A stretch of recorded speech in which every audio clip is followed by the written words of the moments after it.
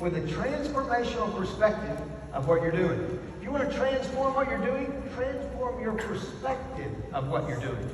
So I want to share with you one of my favorite examples from Chick-fil-A. A number of years ago, the perspective that transformed the business of Chick-fil-A was our mission to be remarkable.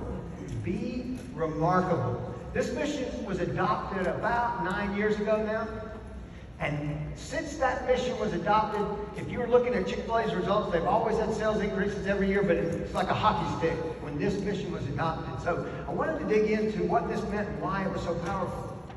So be remarkable is probably best to understand what Chick-fil-A people think when they see those two words, but understand what it's not. What it's not is stand on the stage, stretch out our arms, say, look how remarkable we are. In fact, it's the exact opposite of that. Much like some of the language I've heard from your leaders here, when we say be remarkable, it's about marking the lives of the people we serve. It's about, at the end of the day, having a career worth remarking about. A career that you can look back and it was worth remarking about. And I'm sorry, just selling chicken sandwiches, fries, and drinks is not a career worth remarking about. And finally, it's doing things on a daily basis that customers are remarking about. You know, it's always been true that word-of-mouth advertising was the most powerful advertising. But nowadays, with social media, it's even more so. So we want to be doing things on a daily basis for our customers that they will remark about. So how do you make your business remark-able is the way to think about it. So I think it all starts with perspective. I can't tell you how many business people start with what I would call the normal perspective of business. The normal perspective of business is this. It's a get-rich scheme. So many people start a business because they want to get rich.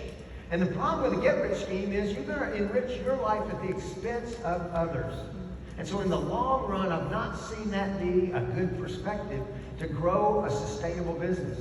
But remarkable businesses see the same thing, but they think something completely different. Instead of seeing business as a get-rich scheme, they see business as a be-rich scheme. See, it sounds very similar, doesn't it? Getting rich and being rich. But they are polar opposites the same way that video was.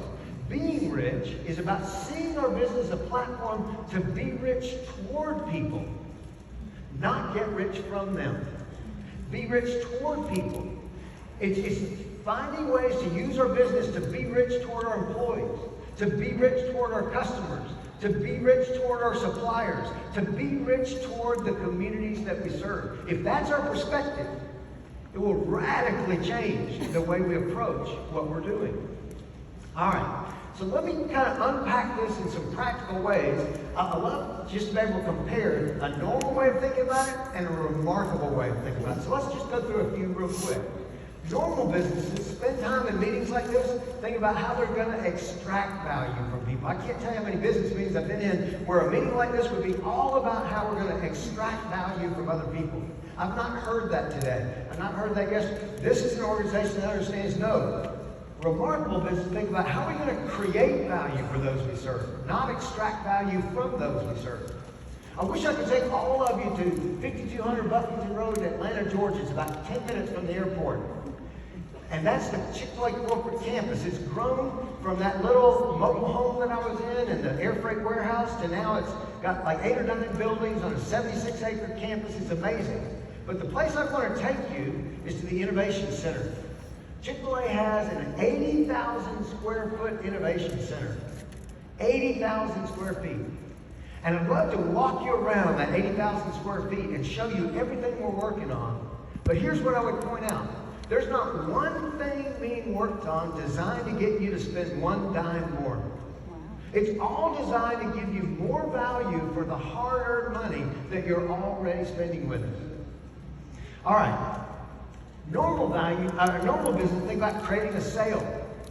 You know what remarkable business think about instead? Creating a fan. See, I saw this morning you're talking about your VIP customers. All that was about creating fans of your business. Because creating fans of your business will create sales for a long time. So let me just show you the power of this. If I took this half of the room and said, we're going to send you out for an hour to go brainstorm how to create more sales for Plexus. You got an hour to go. And we took this half of the room and we said, you got an hour to brainstorm ways to create fans of Plexus. You got an hour to go.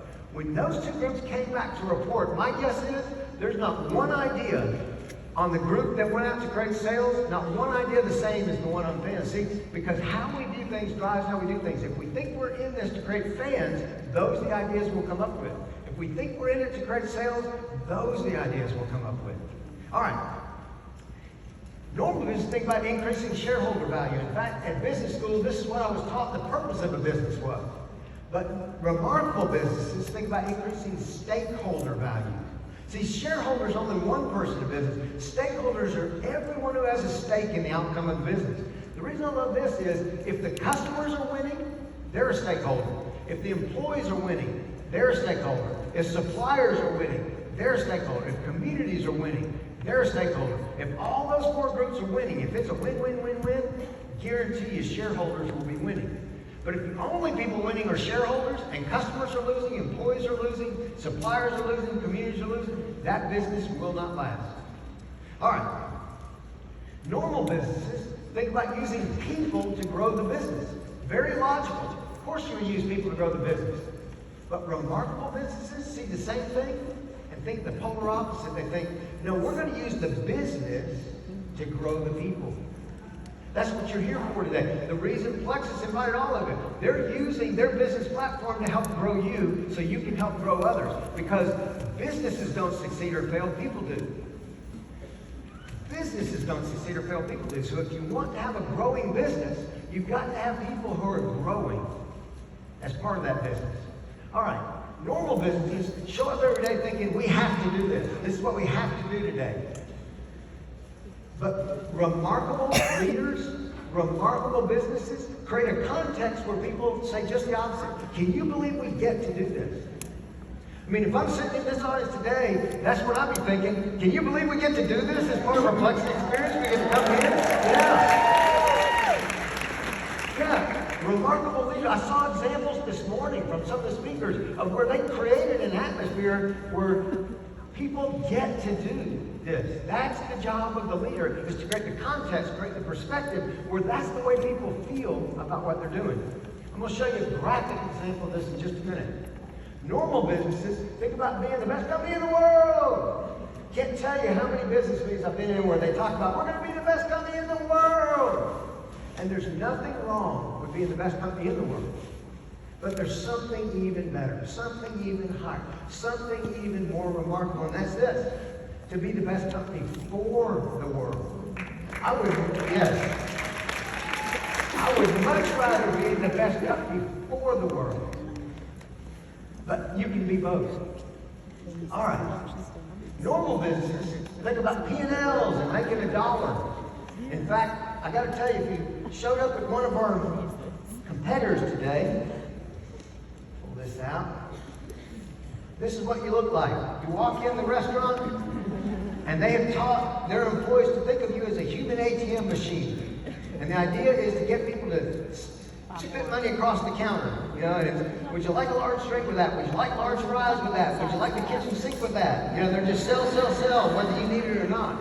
And that's what they've been charged to do. That's why 16-year-olds typically don't like working in fast food, because something inherently doesn't feel right about that. And the problem with that is it kind of sets business up as a win-lose proposition, where there's a winner and a loser. What that teaches me to do as a customer is, if they're trying to grab as much money as I can, I'm trying to save as much money as I can. And therefore, we set business up as an adversarial relationship. And I think at Chick-fil-A, what we try to do is the polar opposite of that. How can we make it true that the smarter you are, the better you are, the better it is for me as a customer? That's what we wanted to do. So we thought of business as a platform to make a difference, not a platform to make a dollar.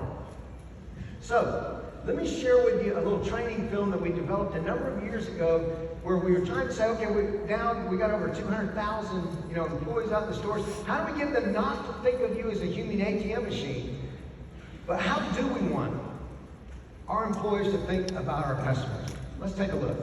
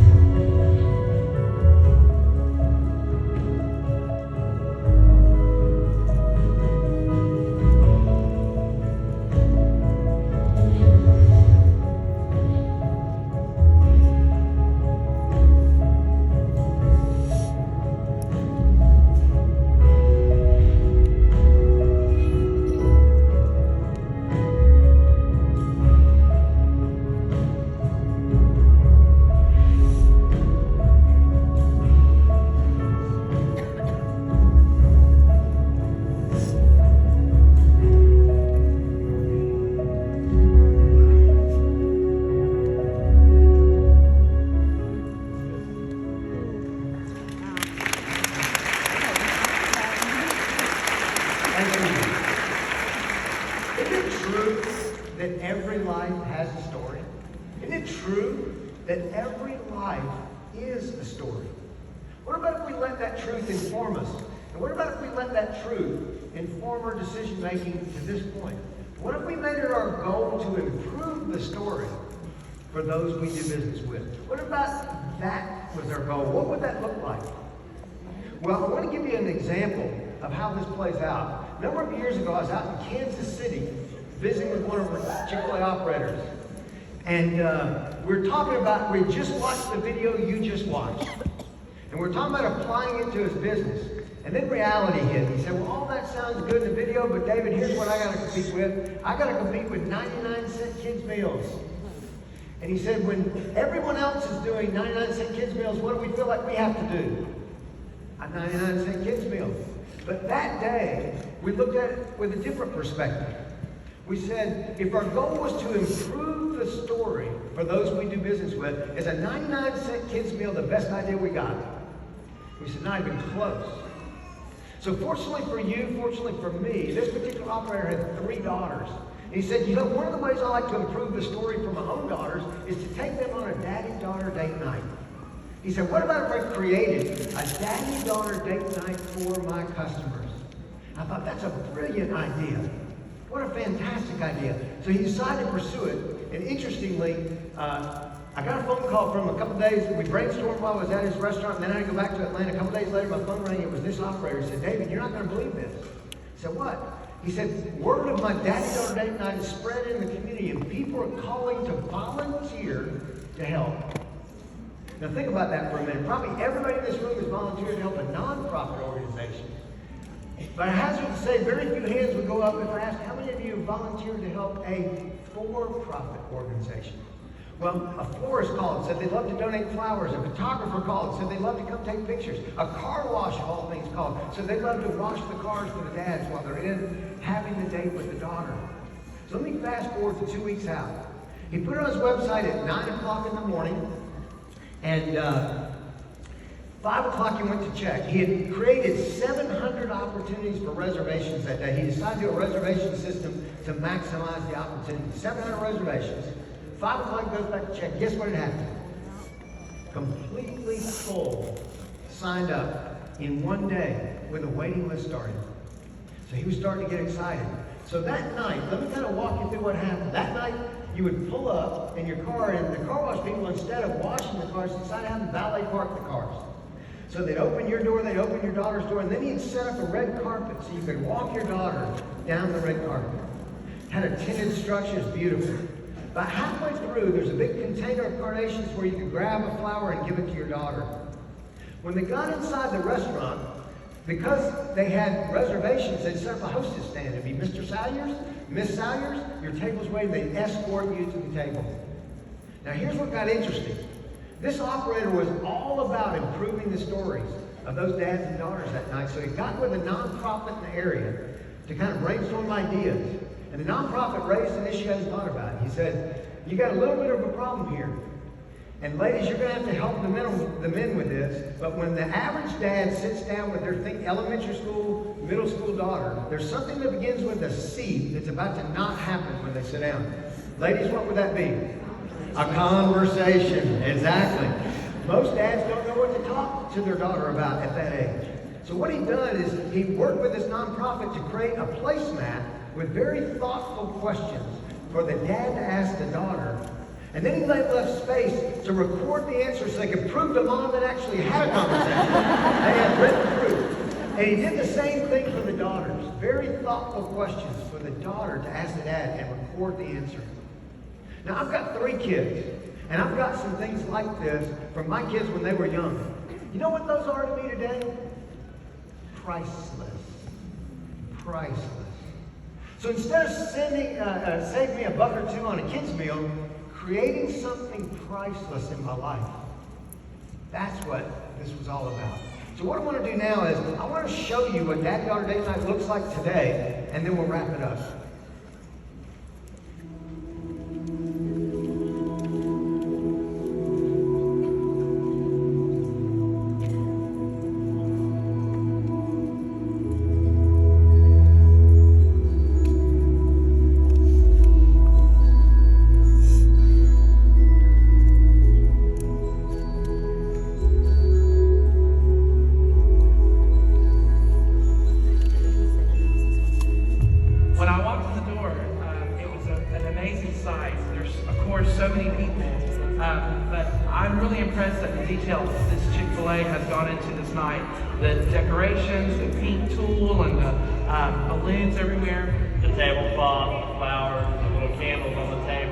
They've got a limo service taking it around the shopping center. The folks that are coming up now, they're waiting on us hand and foot. It's 5-star.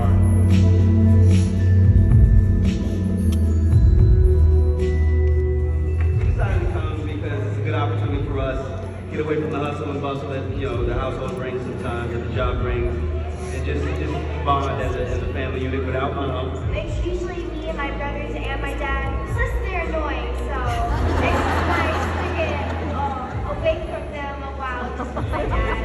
As life goes on, time changes things, and she gets older. I think it's these times that's going to make a difference. As a family, this night means a lot about spending time with each other. We live in such a busy, fast-paced society. It's good to slow down a little bit and spend time with her. Kids need that quality time. I think it's really special, like, being here because it's just me and my dad. Like, there's not tons of people like with the group of us. My favorite part is that I get to spend my time with my daddy and do a lot of special things like ride him and stuff. I like when he takes me out.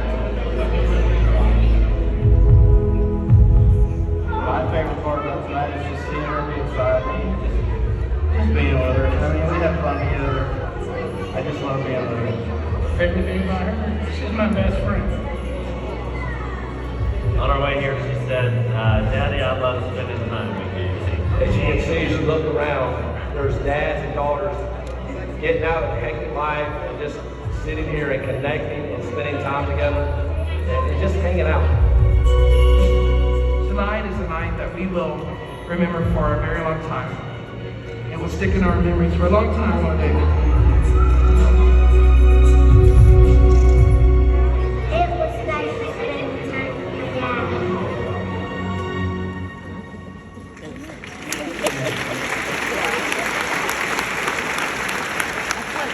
Isn't that amazing? Where in the job description of a fast food restaurant does it say you ought to be dad and daughter date night? You know, it's not in there. It's the perspective of the business that informed that operator. And secondly, I wish I could do one of these questions on here, but the polls that you were doing earlier. But if I could do a poll, I'd ask, who do you think had the most fun that night? It was not the dads. It was not the daughters. Guess who it was? The team members who said, can you believe we get to do this? Isn't that amazing? So, let's finish with this. Nearly every moment of every day, we have the opportunity to give something to someone else. Our time, our love, our resources. And Truett would say, I've always found more joy in what?